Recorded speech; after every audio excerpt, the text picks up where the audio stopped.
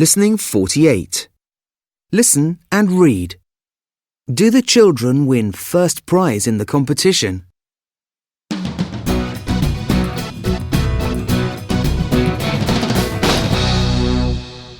This looks good. Tell me about it. Well, it's a bike that can fly. When you pedal backwards, air will be pushed into the balloon and it will lift into the air. And when you want to land, you push this device and the air will come out. So it avoids traffic and it's good for the environment too. A few days later... Well, children, the competition has been judged and I have a letter from Mr. Martin. Mr. Martin says, "Thank you for all your fantastic designs. They were all very imaginative." Did we win the trip in the hot air balloon? I'm afraid not. A group from another club won first prize. But your flying bike came second. And that means you've won a new computer for our club. Cool. Let's log on to the internet and download some information about hot air balloons. Listening 49. Listen and repeat. Attach. Connect. Disconnect. Download. Log off. Log on. Surf. Upload. Listening 50. Listen and repeat. Nail. Right. Left. Match. Saw. Sweet. Listening 51. Listen and read. What are the 3 prizes?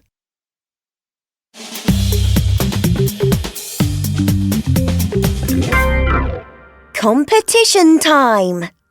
Answer this question and win some exciting prizes for your school. What did Tim Berners-Lee invent? A. The first computer. B. The World Wide Web. C. The telephone. First correct answer. Your school will be given 10 new laptops. Second correct answer. Your school will be sent some exciting new language software. Third correct answer. Your school won't be given any laptops or software, but it will be provided with a printer. Good luck!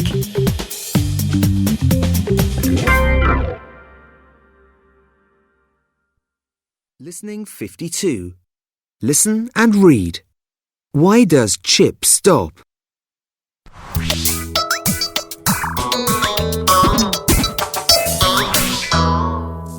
I don't feel right, Professor. Chip? Chip!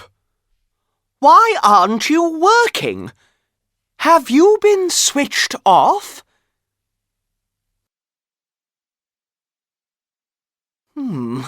You haven't been switched off. Has your battery been taken out? Aha! I see. These wires have been disconnected. Welcome back, Chip. Oh. Thank you, Professor. Listening 53. Listen and read. Computers. Fun facts. Who invented the computer?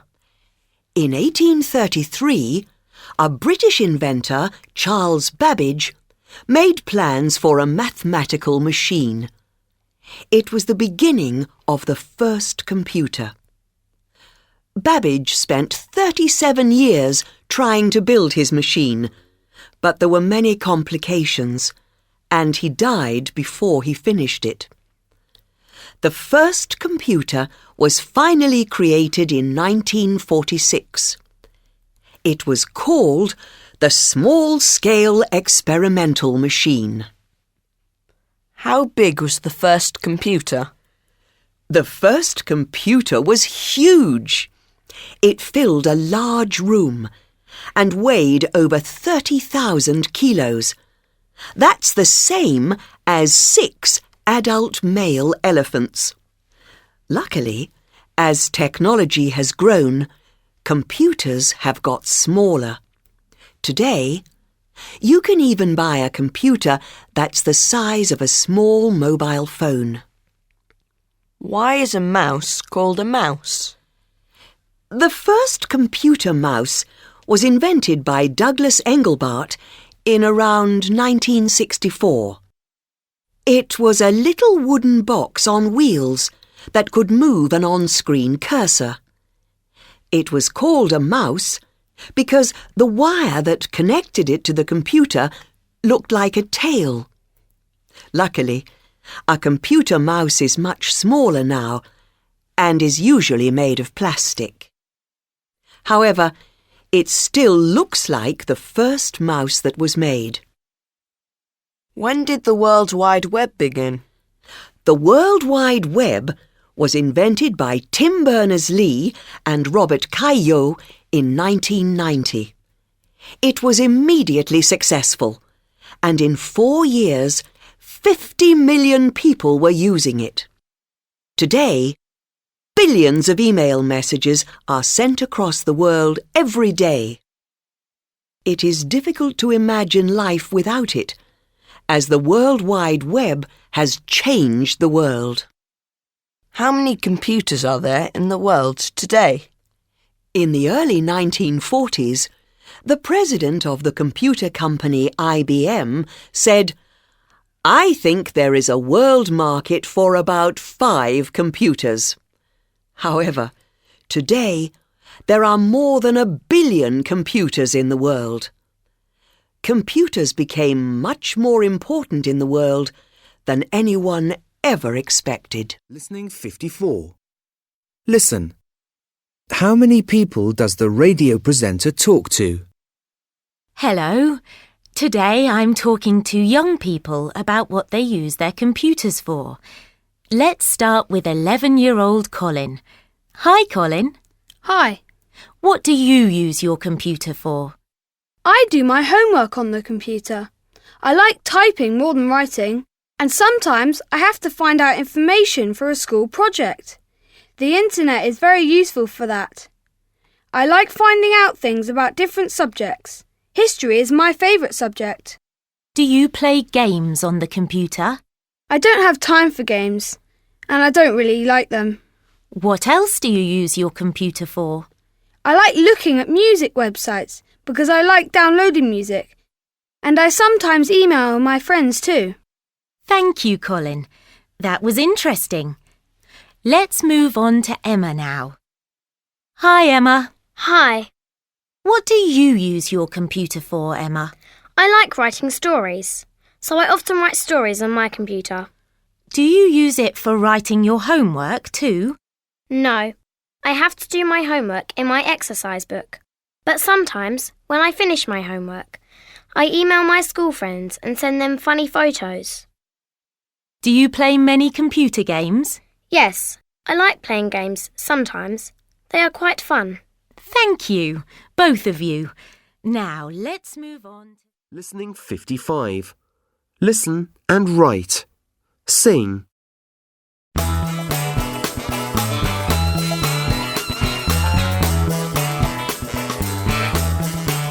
You can surf the internet. Chat to a friend. Write an email. And then press send.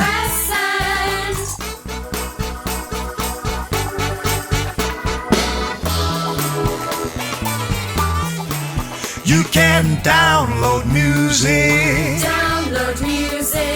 Find a recipe. Do a fun quiz. And all for free.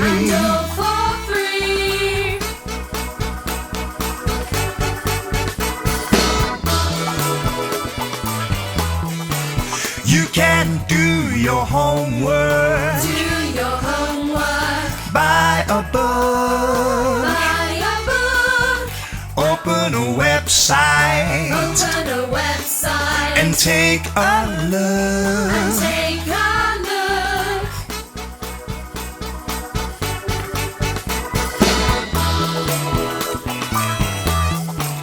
You can attach a file. Make up a song. Upload a photo. It doesn't take long.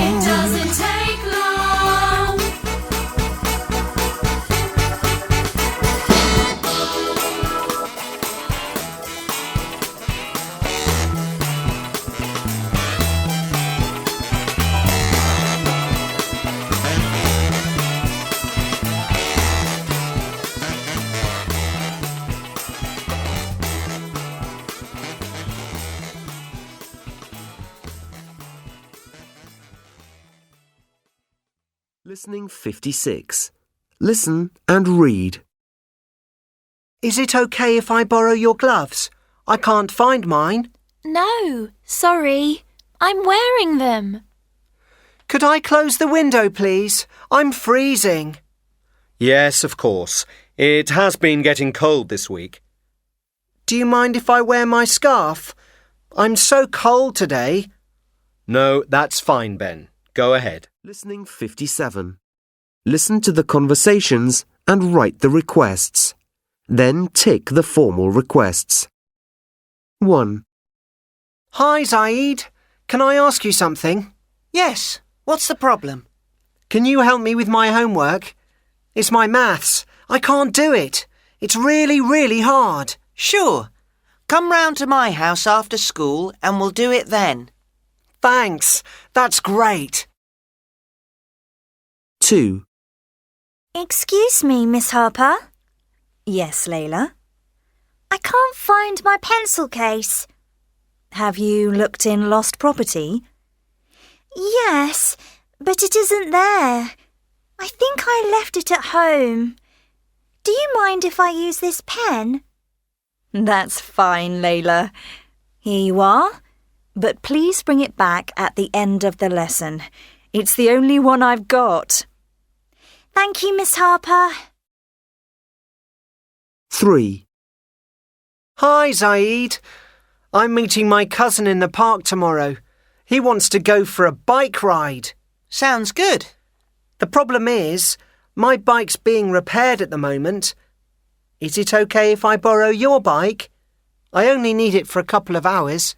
No, sorry, Ben. I'm going to my friend's house tomorrow. We're going to the woods. Maybe another time. OK, thanks anyway. 4. Excuse me, Mr. Allen. Yes, Megan? I've got a dentist's appointment at 2:30 today, so could I leave school early? Yes, of course, Megan. What time do you need to leave? My mum's coming to get me at 2:00. That's fine. Make sure you tell the office, that's all. Listening 58. Listen and read. Diaries from Delhi. My name's Susie. I'm 18 years old and I'm a student from London. 3 weeks ago, I was teaching English in a language school in Tokyo. The job ended and I decided to take a holiday. I wanted to travel around the world. I put some clothes in a backpack, found my passport, bought a new pair of trainers, and said goodbye to my friends. I was sad to go, but I was looking forward to my new adventure. I've always wanted to go to India, so I bought a ticket to Delhi. I caught a taxi to the airport. I remember feeling really nervous. Was I doing the right thing? Should I stay in Tokyo? Or maybe I should go back home to London. I phoned my mum from the airport, and she told me not to worry. If I wasn't happy, she said, I could give it up and come home. I sat on the aeroplane feeling a bit happier. I watched a few films, and the time passed quickly. I chatted to the people around me, and by the time we arrived, I'd made some new friends. One of them was from Delhi. She gave me the address of a hotel, and that's where I spent my first night. The next day, I explored Old Delhi, which is the traditional part of the city. Chandni Chowk is the main street. It's very busy, full of cars, cycle rickshaws, hand-pulled carts, people and animals. You can find the oldest and busiest markets in India here, selling all kinds of things, including jewellery, material, perfume, and of course, street food. I love golgappa, which is a kind of bread filled with chickpeas and spicy potatoes. Indian sweets are delicious too. One of the most interesting places I've visited in Delhi is Humayun's tomb. This monument looks a bit like the famous Taj Mahal in Agra, but it's older. The tomb was built in 1570. It's a very beautiful building and is surrounded by beautiful gardens. Another great place to go is the Red Fort, which was built in 1638. You can see a sound and light show in the evening, which is really amazing. I'm going to spend a few more days in Delhi because I love it so much. Tomorrow, I'm planning to visit the National Museum because I've heard that the art is fantastic. After that, I'll be back on the road. I'll let you know where I decide to go. Bye for now. Susie. I'm Joe, and I'm 19. I'm from New York, but I've been living in Australia. 2 days ago, I was working as a waiter in a restaurant in Sydney. I was having a great time. The weather was amazing, and the people were really friendly. It was more like a vacation than a job. Then, I decided to give it all up and leave. Why? Because I wanted to see the world. I bought a new backpack, some jeans, t-shirts, and a pair of sneakers. I bought a ticket to Delhi, took some money out the bank, and said goodbye to my friends. And then, I was ready to go. I caught a cab to the airport. I was really excited, but I was nervous too. I phoned my mom back home in New York and told her my plans. She said I was doing the right thing, and I felt better. I fell asleep on the airplane, so I didn't talk to anyone. I didn't even see any of the movies. When I arrived in Delhi, I found a place to stay, and then I slept again. I was very tired. At last, I was ready to see the city. Wow! Delhi is amazing. It's crowded and noisy, but there's so much to see and do. They've got some great stores. I spent hours shopping around. The food is great, too. I bought some papdi chaat in one of the street bazaars. It's a kind of bread with potatoes, chickpeas, yogurt, and chili. Delicious. I found some amazing Indian candy, too. It's so sweet. I've already been to some of the temples, the tombs, the gardens, and the mosques. Jama Masjid is the largest mosque in India. It's really amazing. It took 13 years to build and was completed in 1656. It's opposite Chandni Chowk in Old Delhi. If you climb to the top of the southern tower, you'll get an amazing view of the city. They have all kinds of festivals here in Delhi, and next week it's the start of Holi. This is a Hindu festival, but lots of people celebrate. For 2 days, People light bonfires and throw colourful paint at each other. I don't want to miss that. Next week, I'll probably leave Delhi.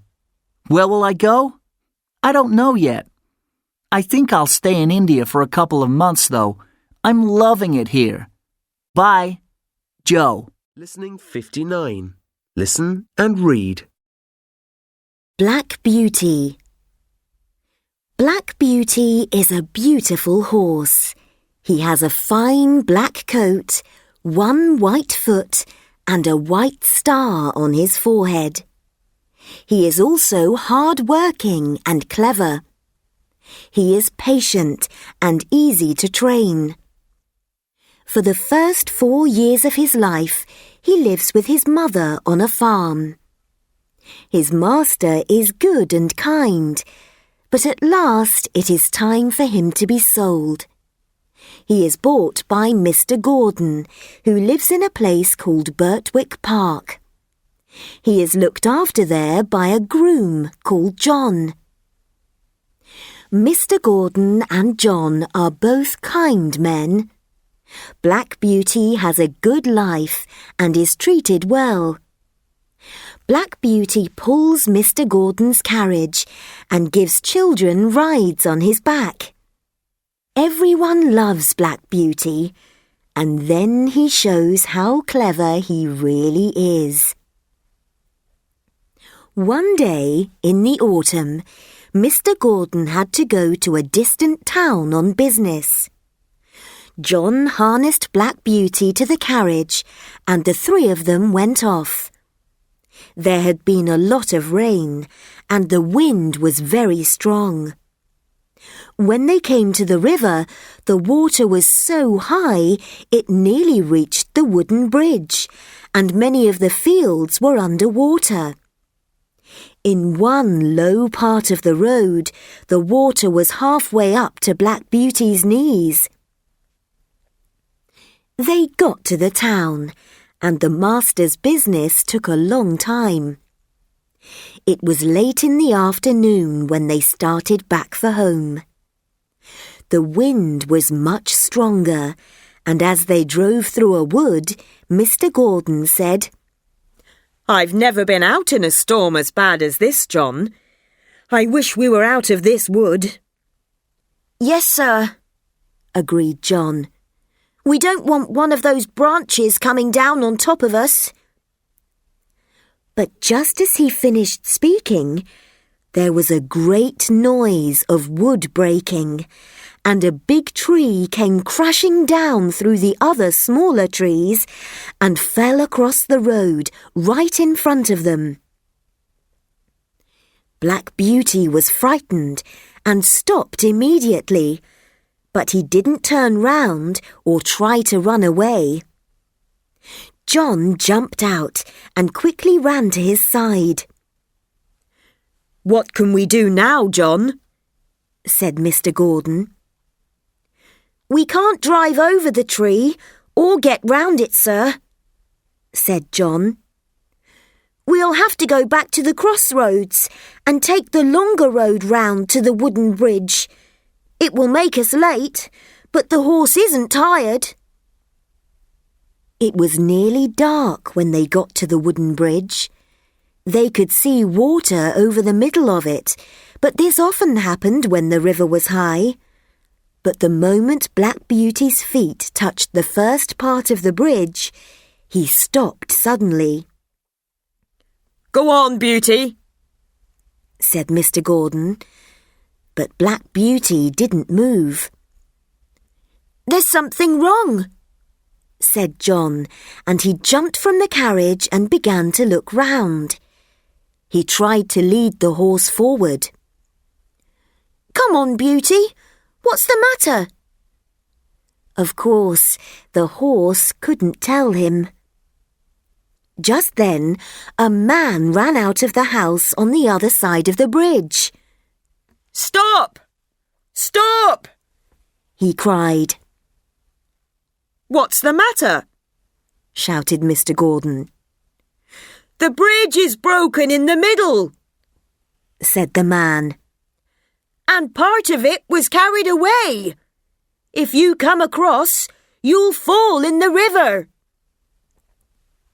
The two men couldn't believe it.